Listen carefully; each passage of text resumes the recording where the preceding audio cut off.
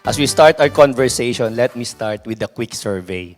Sino sa atin ngayong pagpatak ng 12 noong December 31 ay tumalon? So it's so funny that we have this kind of belief in the Philippines. Sino pa po? The next one is sino ang nagpaputok, nag-fireworks ngayong New Year? Especially yung mga umuwi sa Philippines, can you check their fingers kung kompleto pa? Yeah, it's an attraction in the Philippines, no? The high floors and the penthouse of the hotels are fully booked to New Year's Eve. Because even the foreigners would come to the Philippines just to witness the war zone. Talaga parang war zone talaga eh, parang may gera eh, no? It's a belief last time that I think from the original is they do fireworks to drive out the demons daw and the bad spirits for the year. Ganun yung mga belief, no? But the problem is the next day, the news is filled with sa mga naputukan, naputulan ng kamay, natamaan ng bala. So I don't think yung mga demonyo umalis eh, no?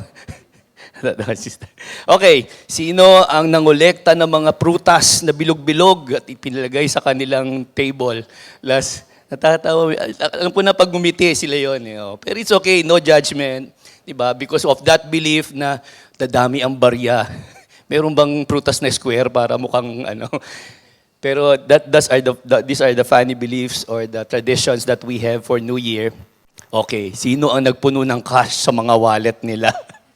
Di ba? May ano pa yan, tinanggal ang mga credit cards sa wallet bago pumatak yung 12 para wala daw utang for the whole 2026. Of course, New Year's resolution. Sige po, huwag po kayo mahiya. This is a good practice. It is setting the goals and the plans for 2026. Pero ang tanong, yung 2025 ba, 2024 New Year's resolution, may nangyari po ba? And last but not the least, tingnan nyo pong mga katabi nyo, sino ang makabagong damit dyan. Yan. Pagpatak ng New Year, kailangan bagong damit.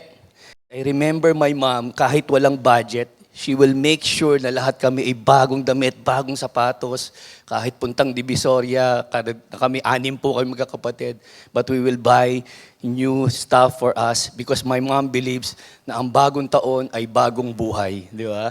And it is represented by wearing new clothes. And this is the connection to our conversation this afternoon, mga kapatid, that I've entitled, From Grave Clothes to Grace Clothes. Because I have found that Apostle Paul, in his letter to the Ephesians, in chapter 4, verse 17 to 32, it is someone like this, that the new life, that our journey for new life is somewhat related to us like wearing clothes. And it will be very clear later. It's very interesting, no? Because during their time, clothes are very expensive. Di ba? It's either you make it, especially for even for the middle class. Remember Lydia, yung kanyang business is mag-color ng mga tela because kapag may color and tela, it's very expensive.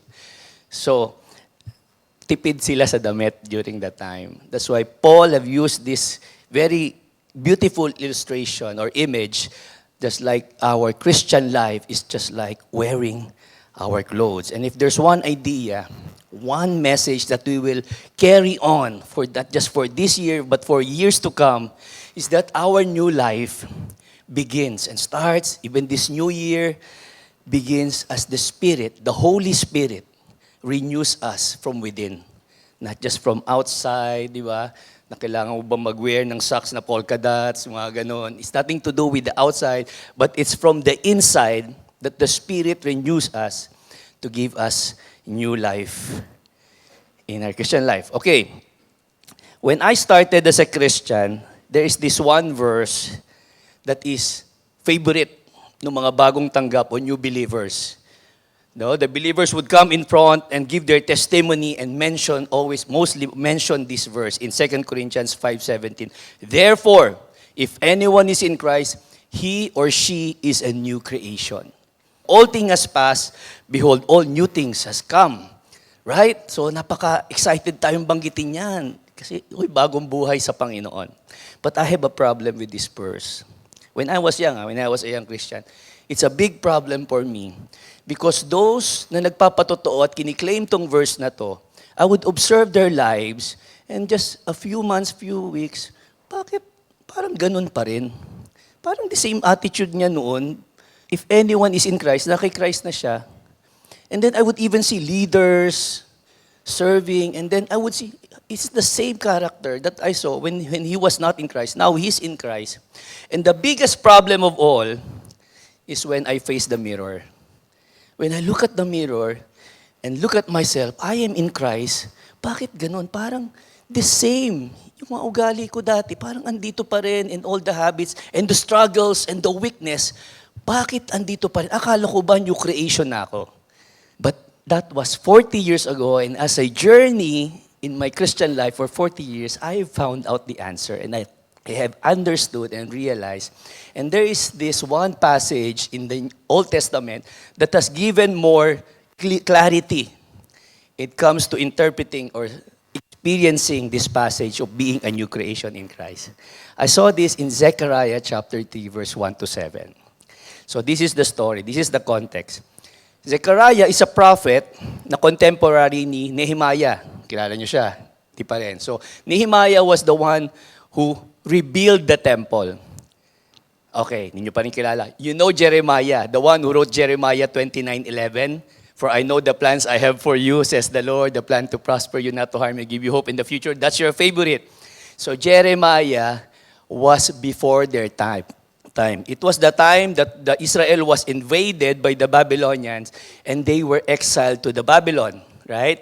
And then Jeremiah says, okay, may plano ang Diyos, huwag kayong mag-alala. And it took them 70 years. So fast forward, after 70 years, ito ba yung plano ng Diyos? Yes, ngayon pwede na kayong bumalik sa Jerusalem. And now Zechariah and Nehemiah was being given the task to guide the people and build the new temple. If there's a new temple, of course, there should be a high priest. So Joshua as a high priest, so he might be born in Babylon, or he was very, very young when he was exiled to Babylon. You get it? So that means he has been influenced by the culture of the Babylon. He has seen, doon sila tumira sa Babylon.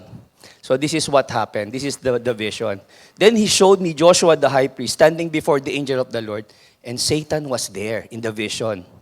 And Satan was also standing as an accuser. So in his right side to accuse him. What was the accusation? But before he has given his accusation, the Lord right away rebuked Satan. Hey Satan, the Lord rebukes you. The Lord was chosen Jerusalem, rebuke you.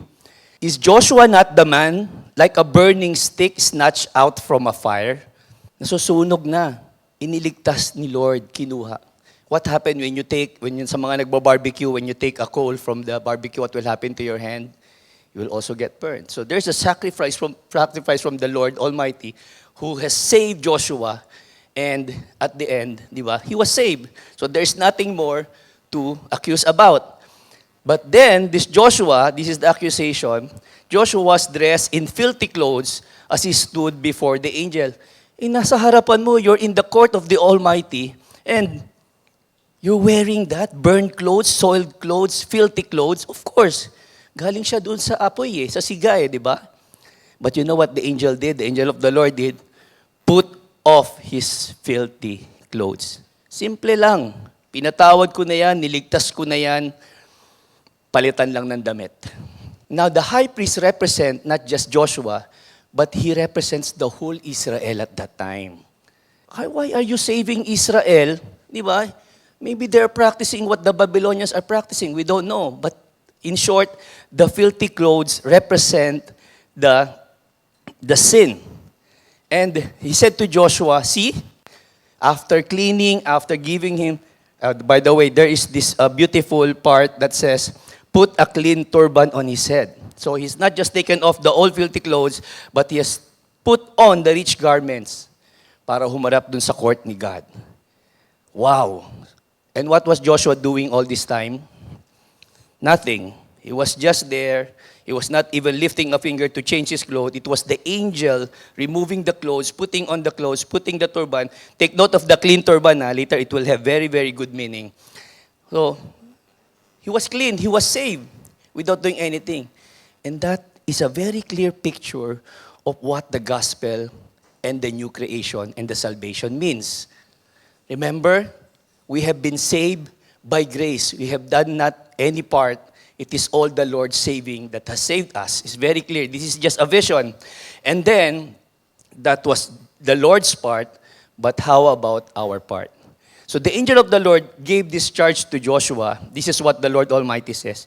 If, very important word, it symbolizes man's responsibility and his free will. If you will walk in obedience to me and keep my requirements, then you will govern my house, you will be rewarded, you will have authority and have charge of my courts, and I will give you a place among standing here, a position and a reward. Wow. If you will be continuing this passage in Zechariah chapter 3, it was a vision to be fulfilled in the future. At the end of that passage, it says, and one day, I will take away all the sins of Israel in one day. And you know what? You know what's the name Joshua is? In other translation is Yeshua. And you know who Yeshua is? In English is Jesus. The name of the great high priest. It was a vision, a foreshadow of the future thing that will come, wherein Jesus, as the great high priest, will take all our sins, will absorb all our sins, and in the cross, it will be paid for. And it is very clear, no? Now we understand that the new creation pala has nothing to do with us seeing things. That's why Jesus said, the angel of the Lord said, see, I have taken the sin from you. That means, if I will be looking at myself in the mirror, I am in Christ, new creation, pero nagkakasala pa rin ako. If I will be looking at each one of you and you looking at me, the same thing. See, sabing ganun, Christian na tayo lahat, nasa church, pero madumi pa rin yung damit. But very clear from this passage, a foretaste or explanation of the gospel is that in the future, no, it is God who sees us not because of our past, not because of our present, but God sees our future, mga kapatid. A new creation that He implanted unto us. The song that we're singing earlier was Born Again. The word born again experience is like a baby. The baby cannot change his own diaper, di ba? So it's all by God's grace that He has changed us.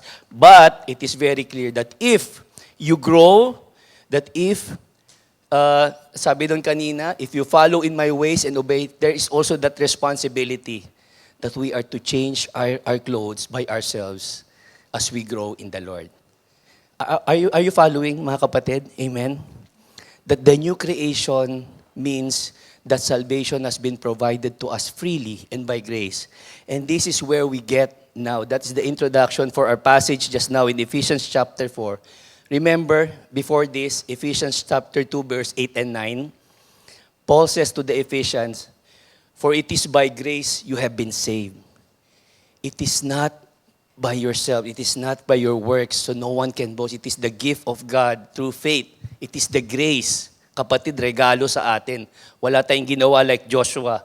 We are standing there guilty, Satan accusing us, but God saved us. But again, there is that responsibility. We do not stop there. There is that responsibility also for us to obey and also continue on. That's why Paul says in Ephesians chapter 4, using this illustration, now this I say and testify in the Lord, that you must no longer work as Gentiles do. This is the picture of us, or during that time, the Christian church in Ephesus, this was their old lifestyle. What are the Gentiles? They are non-Jews, but they have this mentality, they have this practice. What was the mentality? In their futility of their minds, or mataiotes, which means empty. Walang purpose, they are aimless. Gentile says, eat, drink, and be merry, for tomorrow you will party-party lang, New Year na, di ba? Walang plano, walang everything. So that was the condition of their mind. Number two, what is the characteristic of the old Gentile or the old lifestyle? They are darkened in their understanding, separated from the life of God because of the ignorance that is in them due to the hardness of their heart. So they are not just aimless, but they're also sightless. Bulag, hindi nakakakita ng katotohanan. That's why, mga kapatid, nagsishare kayo sa mga loved ones nyo. Oy, Christmas, you know, the meaning of Christmas, the reason for the season is Jesus. Tapos parang nakatunga nga sila sa'yo, di nila maintindihan. Pinapaliwanag mo yung gospel about what the Lord did to save us and all this, but they are just like blank. And then they don't understand you until you get fed up na, bakit pa di nyo maintindihan na simple-simple lang naman ng gospel, ba't di nyo matanggap? It's because, let me answer for them, they do not see.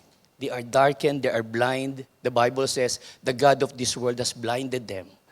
So we need to be patient, mga kapatid, especially in prayer, to pray for our loved ones, for their eyes to be opened and see the beauty of the gospel, that they can be saved by accepting Jesus Christ. And what is the third condition of the Gentiles? They have become callous, verse 19, callous and have themselves given up to sensuality, greedy to practice of every kind of impurity. So they are not just aimless, they are not just sightless, but they are shameless. These are the old clothes, or what we call the grave clothes, because they are like dead to sin. Shameless na. Kahit ano, sensuality, greedy to every kind of impurity, they don't care. Aimless, sightless, and shameless. These are the picture. And Paul was saying this letter not to the Gentiles, but to the Christians in Ephesians at that time. And even to us now. Kahit pala Kristiyano tayo, pwede tayong mag-walk pa rin. At this time, Paul was saying, you must no longer walk like them. You must no longer act like them. So that means it is still possible, even if you are in Christ, even if you are in new creation, but you are still aimless, sightless, and shameless. Yes, mga kapatid. It can happen. It can happen. But this is what Paul is saying. Put off the grave clothes. Pangpatay lang yan. Last Christmas, we had Changi, what's that? The thrift store, di ba? I was talking to Tito Rodel, who is a funny guy. Say, dapat nilagyan natin ng konting twist yung thrift store, no? Sabi niya, isusuot ko yung isa, tas magkakatwalk ako. Sabi niya gano'n doon sa gitna doon. You know, Brother Rodel naman, ano siya, di ba? Kakatwalk daw siya, tas may mag-aanos. The dress is not modeled by Brother Rodel from St. Peter's Memorial. Fresh. May bibili kaya nun? Wala, because these are grave clothes, di ba, from the dead. And we have this fear, no? Patay na may-ari niya, no? But this is what we're doing. Every time we go back to our old lives, we are like wearing our old grave clothes. Paano kung one year nang nakalibing o 2 years na nakalibing? Hindi, talagang zombie na yon, zombie clothes na yon, di ba? But this is how we see when we go back to our old lives and wear our old clothes. That's why Paul is saying here in verse 22, put off na, tanggalin na, put off your old self, just like that clothes which belong to your former manner of life and is corrupt and deceitful desires. And like what I told you earlier, bakit kaya nilagyan ng clean turban si Joshua?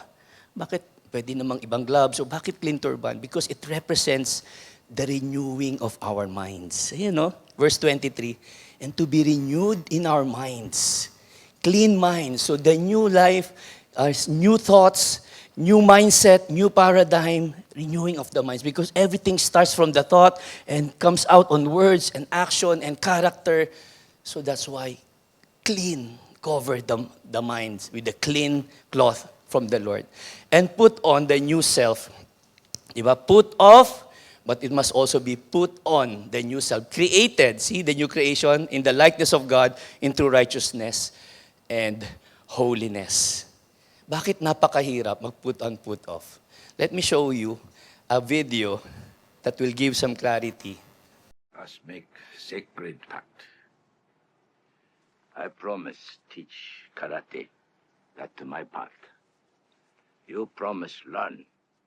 I say you do. First wash all the car, then wax. Wax. But what do I have to watch all the car? Remember, dear, no question. Yeah, but Right? Wax on, right hand. Wax off, left hand. Wax on. La, la, la, la. Wax on. Right hand, make a circle. Wax off, left hand, circle. Wax on, wax off. Breathe in, breathe out. Wax on, wax off. Wax on, wax off. Wax on, wax off. You know, if you keep on repeating and doing the same, there is what we call the muscle memory. Di ba? So Paul is like our biyagi saying, put off, put on. Put off great clothes, put on grace clothes. Di ba? And it should be done every day. Sino po dito nagpapalit ng damit ng 1 week? 1 month? Wala, di ba? Almost, di ba? At least every day, no? We change our clothes, we clean our bodies. So it's the same thing with our Christian walk, with our Christian life. Di ba? We put off the old, dirty clothes and character and mistakes. We forget everything and then we move on by putting on the grace clothes, the gift of God that has given us. And it's quite difficult, no? Especially if you are used to not putting off, oh, this is my favorite clothes kasi, di ba? This is very memorable, so I cannot take this off. 1 year na, nangangamoy ka na, di ba? Tanggalin mo na yan. So, nobody is doing that. But in our Christian life, we should be doing it daily. Yeah. The put off represents our repentance of our sin. Diba? Repentance is like the metanoia. In our mind, by the renewing of the mind, you're agreeing when you read the Word of God, when you hear the Word of God, you are saying to yourself, "Yes, Lord, you are right and I am wrong. I should not be doing this." Diba? So put off. That's the first part. But it must be put on. Nobody will just take off their clothes and just walk around naked. Diba? Kailangan may kapalit. Diba? So it's the same thing. After you put off your old self, must put on. And that is the acceptance of Christ. Just like what Paul was saying in Romans chapter 13, put on the Lord Jesus Christ. Isuot mo siya. Be Christ-like. Be like Him. And then you cannot, what others are doing is that you still have the old clothes on and then you will be trying the new clothes. It will not fit. Just a few days ago, we were trying out buying new clothes. And then the queue for the fitting room is so long. Sa lalaki pa to, very long. So sabi ko, wala na tayong time na pumila. So I will just try here. So with my clothes on, I tried the new clothes and it does not fit. It does not work. You cannot even see if it is really fit or not. So for some of the Christians, they are doing this. When you share to them Jesus Christ, they will just say, okay, I will accept Jesus. There's no harm in accepting Jesus. But that's accepting Jesus means there is repentance. You have to put off because light and darkness cannot join together. Christ and the lust cannot be together. Just like Galatians, for as many of you were baptized into Christ, have put on Christ. The baptism represents our repentance, our dying to old self, and then renewing to be a new creation. Amen, mga kapatid? Are you understanding what I'm saying? No? Now you have to remove first, put off the old self, and to put on the new self. It is just like writing in your New Year's resolution. This year talaga, Lord, I will eat healthy na talaga. You have to, in your checklist, you have list down the healthy foods and that the junk foods that you will avoid, di ba? But the problem is, di ba? You keep on thinking, I will not eat no more junk foods, no more junk foods. But the more you think about it, and somebody opened a chicharon, and then you smelled it, di ba? Parang na-attract ka. Isa lang, one lang. Tapos hanggang sa you see yourself eating na. So the way pala to avoid it is to turn around and continue to eat healthy food. When you're eating the fruits and the veggie, you don't think about the bad stuff na. It is like, mga kapatid, this is how the brain works now. It's like, if I tell you now, do not think of pink elephant. Do not think of pink elephant. What are you thinking now? Pink elephant, di ba? So the way not to think the pink elephant is to think of a black elephant. In the same way, di ba, for you not to avoid or to put off those things that you're struggling, that you're avoiding, is to put on or to do the things that is the opposite, which is easier. Di ba? So it cannot be both because our brain cannot multitask daw, can only do one. So the best way is to put on Christ and then it is automatic. Of course, if you have your Christ in you, then you will not be thinking of lust. I think by this time you already know that this is not just about food, di ba? It is also pornography. It is also, kunyari, yung gossiping. Like, struggle ko talaga ang marites eh. Paano ba? Kasi pag nakikipag-marites ako, talagang ay enjoy ako eh. May adrenaline eh. Happy-happy talaga ako kapag nagkukwento ko about other people. Di ba? So, instead of putting off that marites, you also encourage, you also build up. Di ba? You get? You put on. Diba? So it's the same thing, like if if struggling with envy, naiinggit talaga ako pag nakakita ko ng mga magagandang gamit ng ibang mga kapatid, naiinggit ako. There's envy in your heart. So the way is for you to be generous. To avoid the envy is to counteract that by putting on. Diba? Generosity and love and diba? Huwag kang mainggit. So it's the same thing. Like what Paul says in Philippians 4:8, finally, brothers and sisters, this is it. Final na. Whatever is true, whatever is noble, whatever is pure, whatever is lovely, whatever is admirable, anything is excellent and praiseworthy. Sabay-sabay tayo. Think about such things. Amen, mga kapatid? Instead of filling yourself with do not, bawal, bawal. No, you think of the positive things that you need to do and you will never be able to think of those things. Because our new life begins as the Spirit renews us within. The Holy Spirit in us is very patient to remind us, junk food yan, tama na, nakakarami ka na. Diba? O yung cholesterol mo, diba? Lumabas na yung health screen mo. See, may katulong tayo. Hindi tayo nag-iisang lumalaban. The Holy Spirit is very patient in us, renewing us within. Diba? Amen. So, we continue on in this Ephesians chapter 4. Paul is not just symbolical. Oh, it's about wearing clothes, put on, put off. He was very practical. See? Verse 25. What does putting on, putting off of the clothes mean? 25, having put away or put off falsehood. That is grave clothes. Kasinungalingan, fake news. Sometimes we're so excited pag nakareceive tayo ng fake news. Di ba? We are easily can share and forward without even check kung totoo. Be careful mga kapatid. This is falsehood. Di ba? I've realized, we understand that even, I heard, I don't know if it is true also, but they are even investing on what they call the trolls and the keyboard warriors. There is this job in the Philippines and all over the world that you can just type in and continue to attack and attack and attack without even the data and everything and the evidence. Be careful. Tayo naman nakareceive, talaga? Forward. Put away. Don't do this. Huwag tayo mag-participate.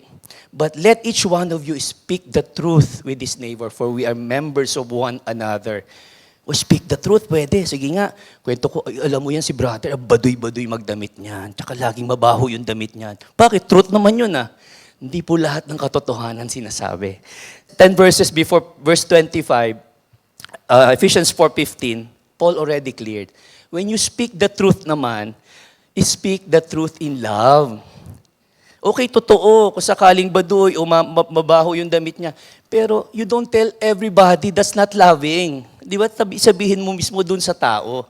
And that is love, speaking the truth in love. Amen, mga kapatid?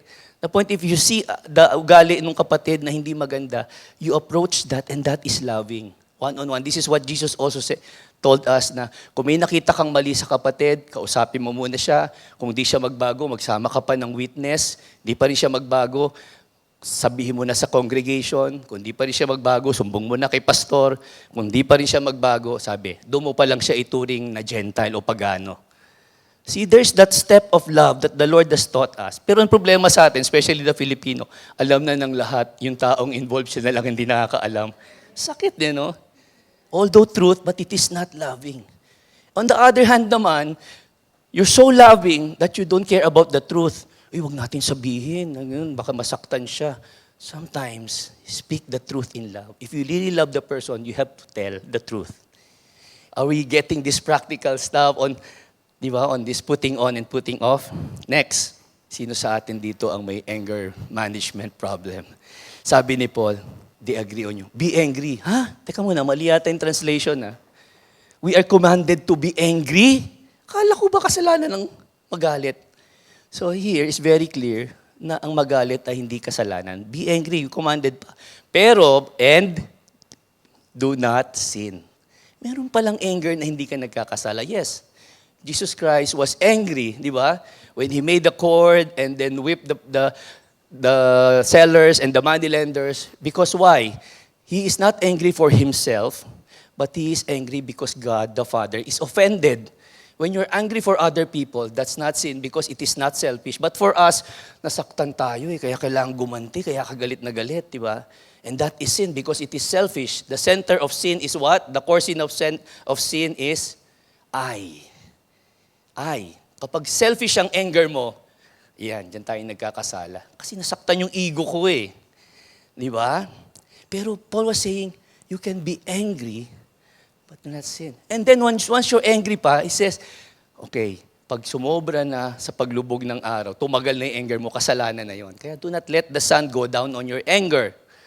What if kung sa gabi kayo nag-away? Paano yun? Naalala ko kami ni LA. We had this dilemma last time. Sabi ko sa kanya, gabi na. Si LA, hindi, kailangan, bago lumubog ang araw, settle na natin to. Hanggang sa lalong lumala yung away. And then we realize as we grow together is that matulog muna tayo, bukas na tayo mag-usap. Sa breakfast na, uy, mas effective yon. But the point of Paul here is huwag nyo nang patagalin. Pag galit ka, habang nagtatagal yung galit sa puso mo, sabing ganon, the devil have this opportunity.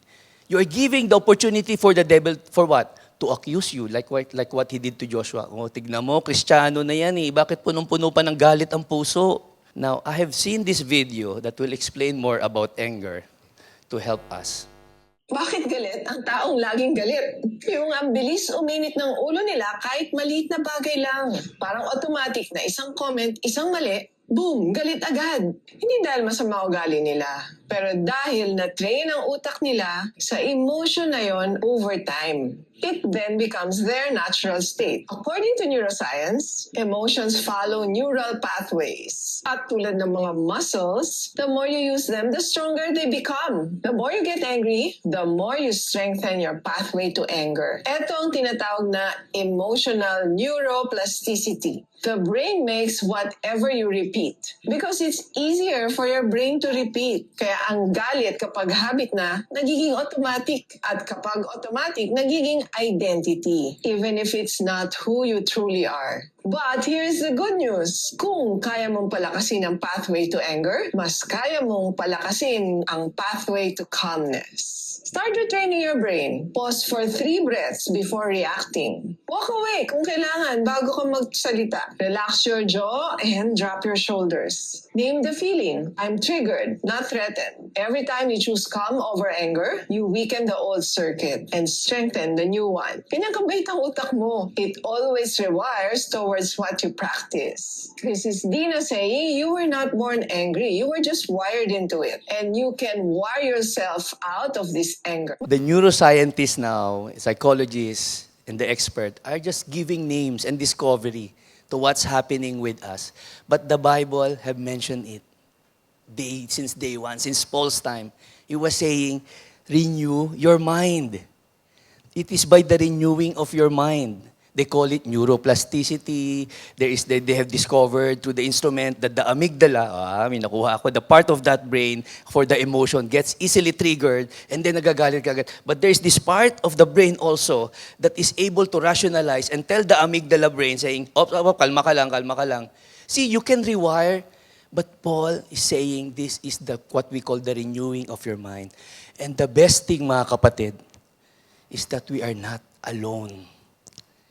There is the Holy Spirit in us, whispering, telling us, huwag ka magalit. Bakit ka ba nagagalit, di ba? Mahal mo ba yung tao? Now you can rewire your brain. You can do the same thing, to control that part of the brain. And the best thing is, the Holy Spirit is helping you to control it. That is grave clothes, mga kapatid. Anger, uncontrolled anger, are grave clothes. And what do we do with our grave clothes? Put off the grave clothes. And then love and patience, these are the grace clothes. Okay, kaya pa? Next verse. Very practical, no? Let the thief no longer steal. That is grave clothes. But rather let him labor, do ang honest work with his own hands. That is grace clothes. Maging masipag, mag-work hard. So that he may have something to share with anyone in need. So generosity is part of that hard work, and that resolves our stealing. Sometimes when we face the mirror, we're also guilty at times, no? Kahit walang sakit, di ba, nag-MC. And that is stealing from the company. Di ba? We are guilty also na galit tayo sa mga nagnanakaw. Pero, and then, what Paul is saying now, let the thief no longer steal. Stop na. Stop na. Put off those grave clothes of stealing. I don't want to say more, but I think the Holy Spirit will tell us where are we stealing or where are we working with the honest work with our own hands. So we may have something to share, and that is grace, putting on grace clothes. Next. Let no corrupting talk come out of your mouth. In other translation is unwholesome talk. Nasanay ka from the beginning that when you tell green jokes and all this funny sarcasm, why everybody laughs, and then you're very happy because you're making you like the life of the party. Stop it na raw, sabing ganon. There are times that it's funny, but there are times that you are crossing the guardrails na. And Paul is reminding us that these are grave clothes. Take it off. And then we put on those talk and language that is good for building up as fits the occasion. Occasional naman, di ba? Mga times na ikaw lang, lahat sila nagkakatawanan na, pero, so, you know what I mean. The Lord will give us wisdom on what fits the occasion when it comes to language. But be careful, especially the young people. Because now, it's just common, The music, the movies, talagang punong-puno ng mga unwholesome talk and curse words and everything. Keep those up. Put it off. So that it may give grace to those who hear. Grace clothes. Okay, our tongue in all this. Why? Because the Holy Spirit who helps us in the next verse tells us what happened. There will be times that we grieve the Holy Spirit. So Paul warns us, huwag mo naman paiyakin. The word grieve, which means deep sorrow of emotion and sadness, napapalungkot natin ng Diyos, the Holy Spirit. The Holy Spirit, how? Paano? When we refuse to take off our old clothes. When we say, hindi ko talaga matanggal to okay to kasi dahil nakasanayan ko na. When we do not, the Holy Spirit is saying, remove, put it off na. It's not giving glory to me. Then, you continue, hindi, okay lang to. Do not grieve the Holy Spirit. You know why? This verse is very important because it will cancel other religions saying, the Holy Spirit is just like power lang naman, it's just like electricity. No. The Holy Spirit is a person, is the third person of the Trinity, and that's why Paul uses the word grieve. Dahil may pakiramdam siya. Dahil may emotion siya. Di ba? He's a person, and He's inside of us. And He is grieved every time we refuse to remove our old stuff, our old clothes, our old character, our old sinful behavior. Why? Because the Holy Spirit is our seal for that day of redemption. In the day of redemption, you can read this in the book of Revelation, the end of all things. All people from every tongue, nation, and history will face judgment. Walang makakalusot, mga kapatid. We will all face judgment, and we will take account of every words that we say. In the book of life, it will be open. Your name will be there, and all the words that came out of your mouth will be there. And it will also be recorded, saying, the Holy Spirit reminded you to put this off, but you refuse. Ayoko, masarap sabihin, masarap magchismis, masarap ganito, patay.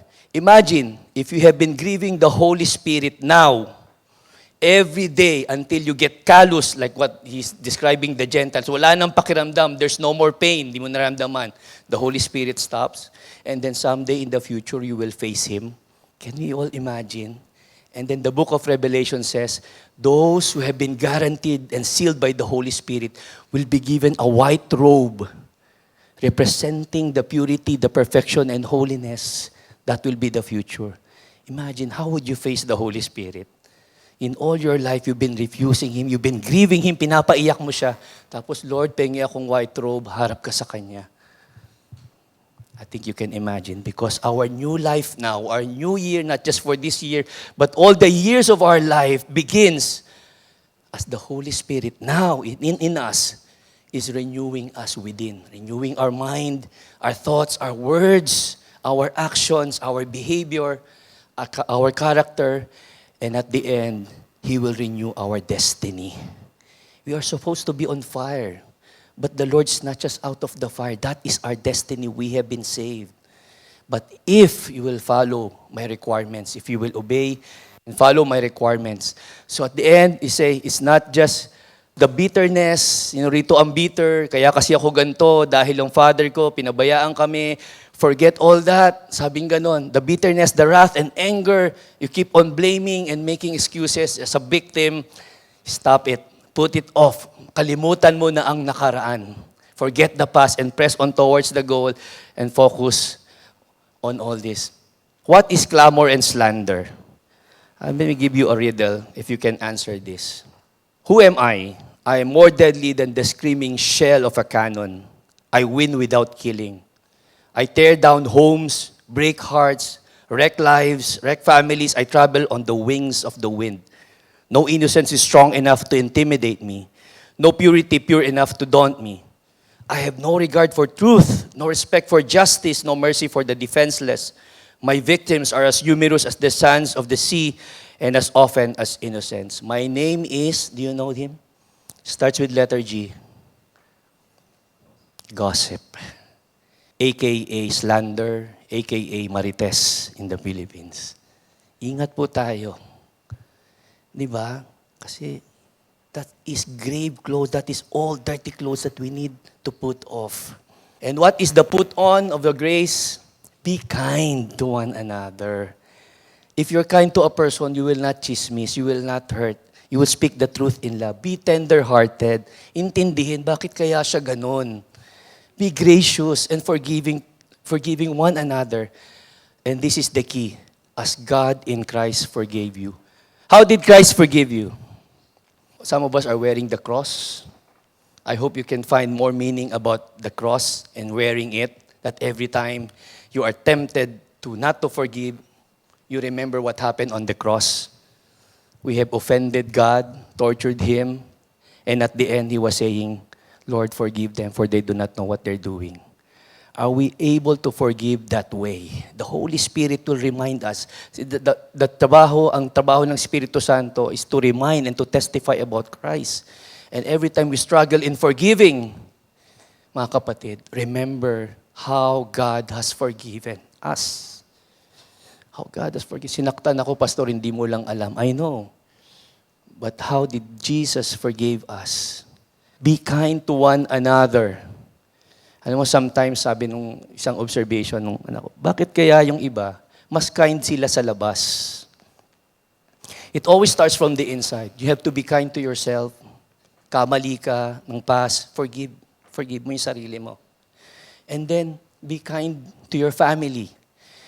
It is so sad, sometimes mas kind ka pa sa labas. Kind ka sa office mate mo, kind ka sa mga kakoynoniya sa church, pero you're not kind to your wife, to your husband, to your children. Something is wrong, no? Something is wrong. You need to be kind within yourself, family, and then it flows out to the community, to the workplaces. Because you understand how God has forgiven you. Pinatawad ako ng Diyos eh. Ang laki-laki ng utang ko, ng kasalanan ko, pinatawad ako eh. Amen, mga kapatid. 2 years ago, this was given to us in one of our campaigns. You still remember our Follow campaign, no? The Follow wear, the attire or the dress code of Christ. When we put on Christ, we have compassion, humility, kindness, forgiveness, love. Kindness again, see? Double dose of kindness, patience, and goodness. In this 2026, can we list down all this attire or these clothes? Meron na ba ako nito? If we will have a closet, spiritual closet na mga kapatid, can we check that spiritual closet? Meron na ba akong compassion? Meron na ba akong humility? Meron na ba akong kindness that I need to wear, not just for 2026, but until I face the redemption, the day of redemption? This is a good goal. This is a good motive for all of us. Therefore, as God-chosen people, holy and dearly loved, mahal na mahal po tayo ng Panginoon. Clothe yourselves with compassion, kindness, humility, gentleness, and patience. And over all these virtues, if you have one brand as a Christian, and that is love, pag-ibig po. Pag-ibig ng Panginoon. And the Holy Spirit keeps on reminding us that our new life begins because the Holy Spirit keeps on reminding us, without love, it is nothing. It's meaningless. 1 Corinthians, Paul was saying, kahit napakagaling mo, kahit napakatalino mo, kahit napaka-successful mo, kapag wala kang pag-ibig, walang kwenta. It's meaningless. That is the brand of clothing that God is looking for in our lives as we live our Christian life. Amen? So there's a challenge for all of us this year, mga kapatid, as I end. We have heard about what is grave clothes, what is grace clothes. It's a decision time. Later, after we have our response song that is so beautiful, as we listen to the song, can we write down in our minds, ano ba yung mga ipuput off ko? Ano ba yung mga ipuput on ko this year? Let that be our response to the Holy Spirit as He speaks to us right now. So may I call on Rachel, and I would like to spoil a bit on this song. It is a very old song, classic one, that there's a TDI embedded in this chorus. What's a TDI? There's a question, I think it's coming from the Holy Spirit saying, meron bang tuwid ang isip na naglinis at nagbihis, ngunit ang isinuot ay dati niyang damit? Is there anyone of sound mind was cleansed and dressed themselves, yet what they put on is their old, dirty clothes? Meron bang gumagawa nun? Naligo ka, tapos sinuot mo yung dating damit.